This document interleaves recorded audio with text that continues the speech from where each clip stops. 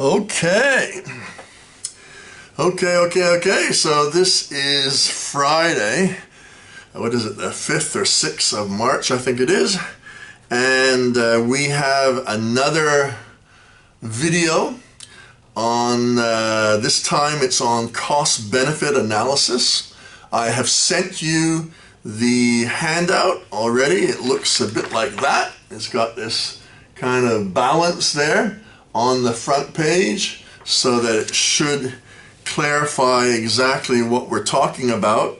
If you open up your textbook, it starts on page 137 of your economics course book, and they have a section on cost-benefit analysis and what is it used for and why do we use it. It's something that is used all the time. I'll be really honest with you that people feel the need that they need to have some form of cost-benefit analysis, some report, some analysis to make a decision. Do I go forward with a particular project or do I not go forward with the project?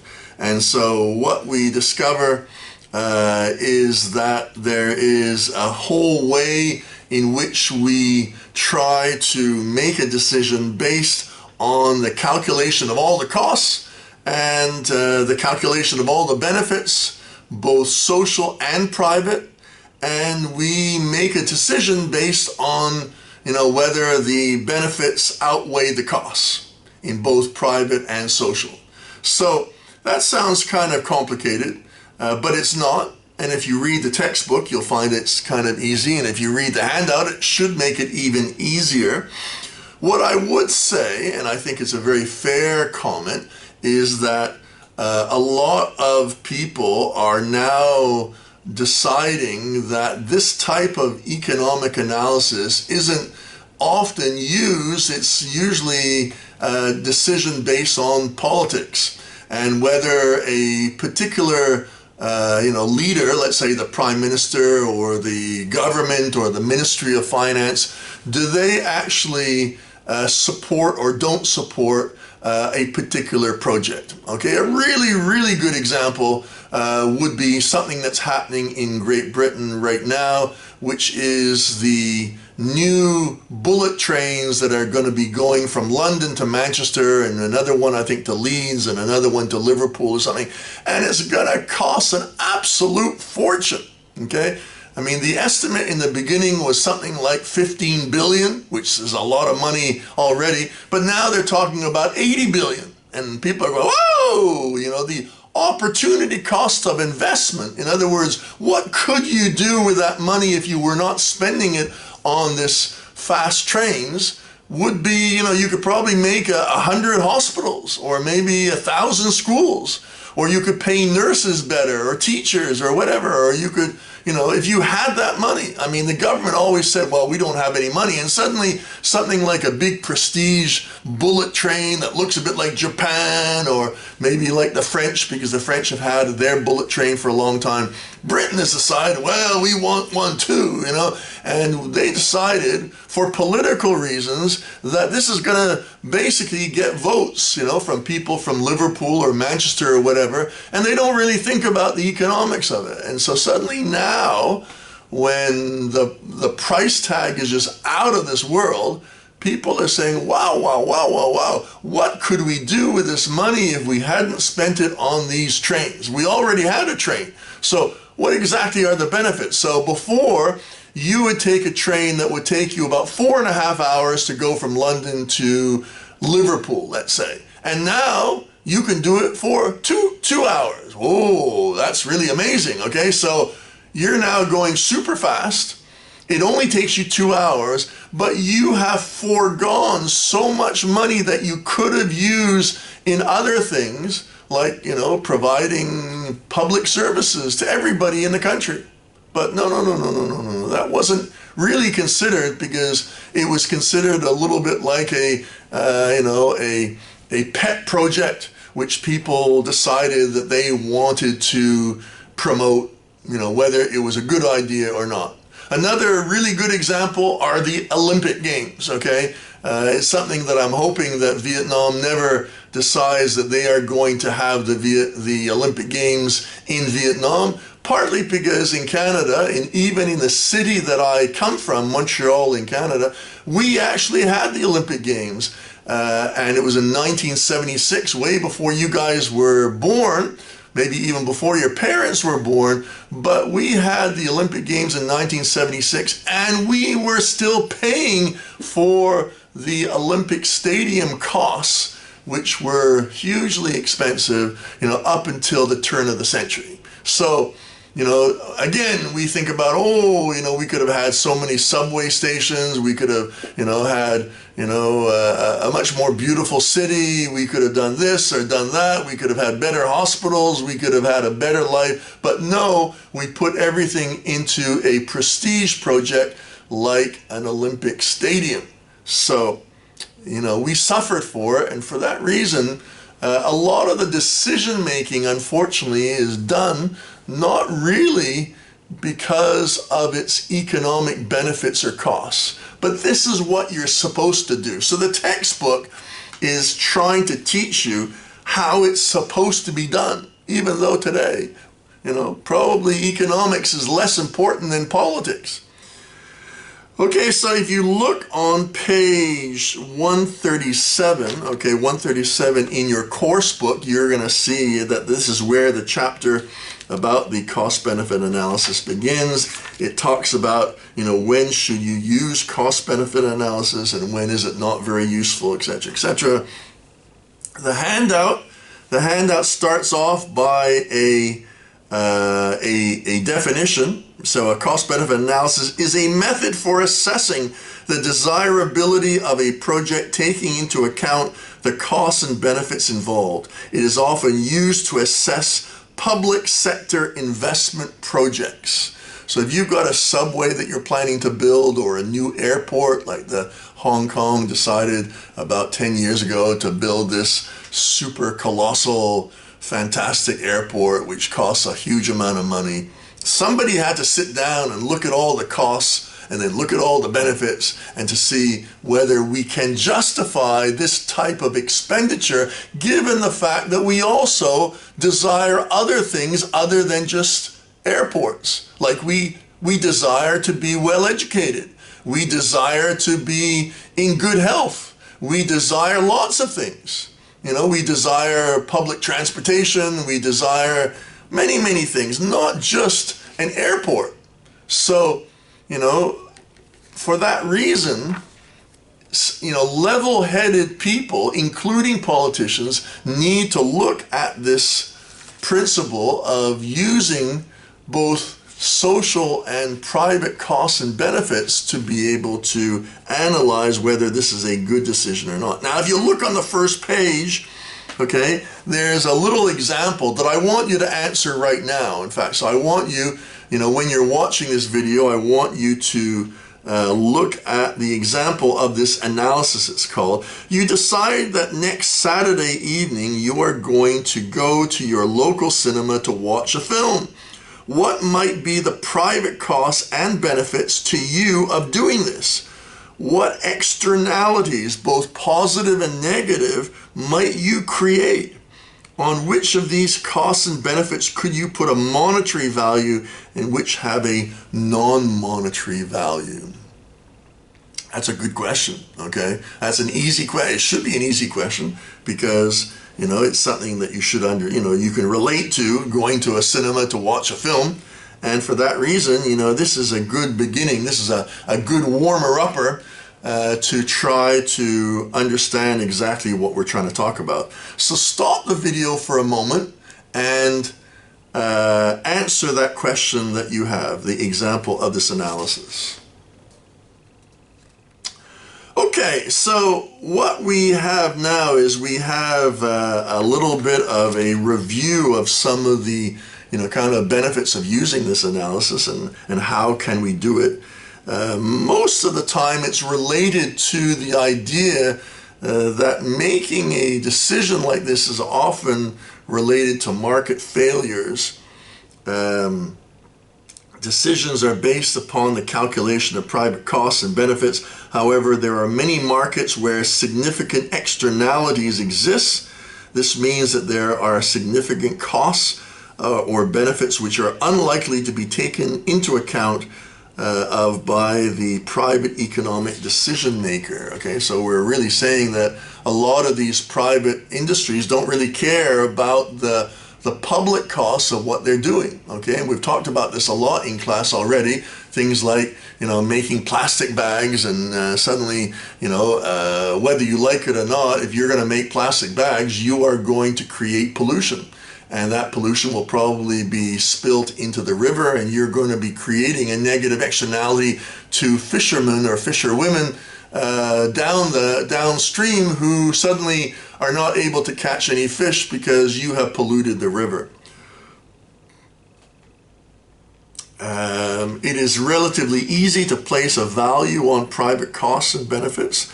The private company which builds a new road in Vietnam would know how much the building would cost them. This would be a private cost to the company. It will also be able to calculate the revenues to be earned from any toll booth. Okay, I think you all know what a toll booth is, because if you go to a number of places outside of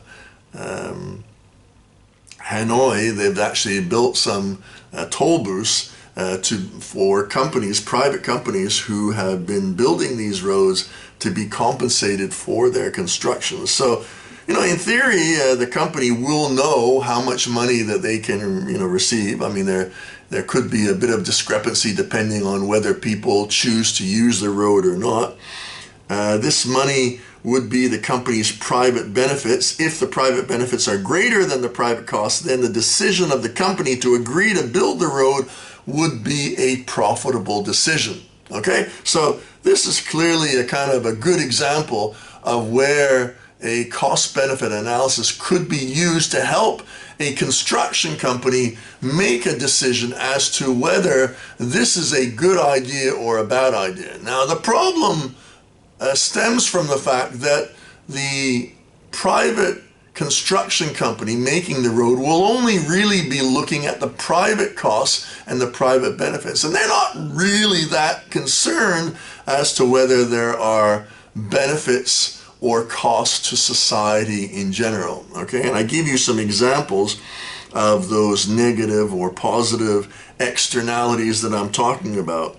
Okay, so negative externalities such as pollution, okay, caused by the motorists using the road would certainly be a public cost, because suddenly now these new motorways are creating, bad air, so that, the quality of our breathing goes down, and therefore maybe we all have to rush off to the hospital because we're suffering from the pollution.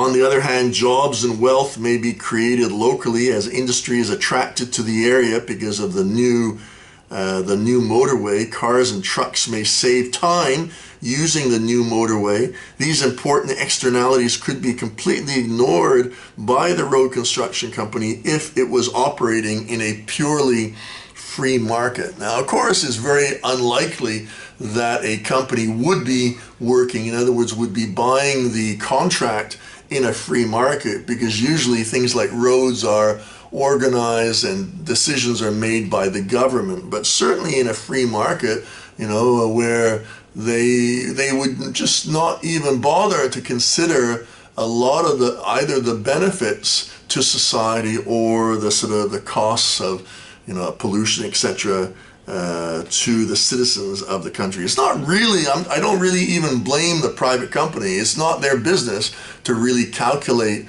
the public costs when deciding as to whether they will accept, to put in a tender, it's called, putting in an offer to build a road.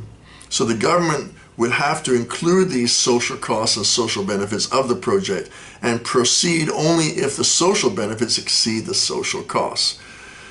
Unfortunately, okay, and this is important, this is an important point, the value of many of these externalities is really difficult to estimate, such as the millions of hours saved by drivers every year by taking the new motorway rather than driving slowly on smaller roads. Even things like the value on human life. Okay, assume that the motorway takes traffic off other roads, and as a result, 5 fewer people are killed in road accidents each year. Where pollution and illness are difficult to value in money terms, sometimes even the private costs and benefits are also difficult to estimate. Okay, so basically what we're saying here is that if you could identify the costs and the benefits, and you could put a money value on it, it would be really helpful in trying to make a decision. Calculating all costs and benefits would seem to be a more rational way of evaluation and evaluating an important investment project rather than relying upon projections of private profit or even having no facts and figures to consider. However, cost-benefit analysis can be a very imprecise procedure. It is difficult to place a value on certain important costs and benefits, and the result depends crucially upon the rate of discount of future costs and benefits used. So again, what we're trying to say here is not only do you need to consider like the present benefits and costs, but also the future benefits and costs as well. That's what they're talking about when they're referring to the rate of discount, is that the future, harm, you could say, over a period of 10 years, let's say, you have to consider that. And just imagine, you're not a magician, or what we say in English, a soothsayer. That's what William Shakespeare used to refer to in Hamlet. He always talked about soothsayers who could predict the future. So we're not soothsayers who are able to predict either the damage or the long-term damage or the long-term benefits in society. So for that reason, as it says in the final paragraph there, that you need to use a lot of caution when using this. The assumptions made in the analysis should be explicit. Ideally, a range of results should be calculated showing what would happen to costs and benefits if different assumptions were made. So, let's say you decide to make a big road, and then you decide, well, maybe it's better to make a medium-sized road or maybe a smaller road. Well, clearly, those type of options would be really, really helpful for the decision maker, that this sort of thing needs to have options, like maybe it's a good idea in general to build a road, but maybe this particular road is not actually very helpful. Okay, and then finally, my big statement here, in the real world, political considerations may prove ultimately to be a more important consideration. And I suspect it's true, but it's something that we as economists need to be able to consider. So, what do we have? We got some homework, okay? And homework is the case study that you can see in front of you. You've got a case study, a really good one, by the way, in my opinion, and it's still a burning issue today. If you read the news, they're still talking about the expansion of London Heathrow Airport. A lot of people believe that they should expand the airport, and this would actually, create even more congestion in that part of London than there was before. And it would be, you wouldn't be able to hear yourself if you were outside because there'd be so many planes flying overhead. Of course, it would create a lot of jobs, and there would be a lot of benefits, and there'd be sort of like secondary benefits to other jobs as well, restaurants or other things that people need when they're flying in and out of the country, or pilots need to use them as well. So read the case study, and there are 3 questions at the end, okay? Explain what is meant by social costs and social benefits using examples from this data, okay? If the government were to conduct a cost-benefit analysis of building a 3rd runway and a 6th terminal at Heathrow Airport, what costs and benefits might be included in this analysis, and what costs and benefits might be excluded? In other words, we're talking about externalities here because they are too difficult to quantify. And finally, assume that the cost-benefit analysis of the proposed extension showed that it would generate a positive net present value. Discuss in your opinion whether the scheme should go ahead.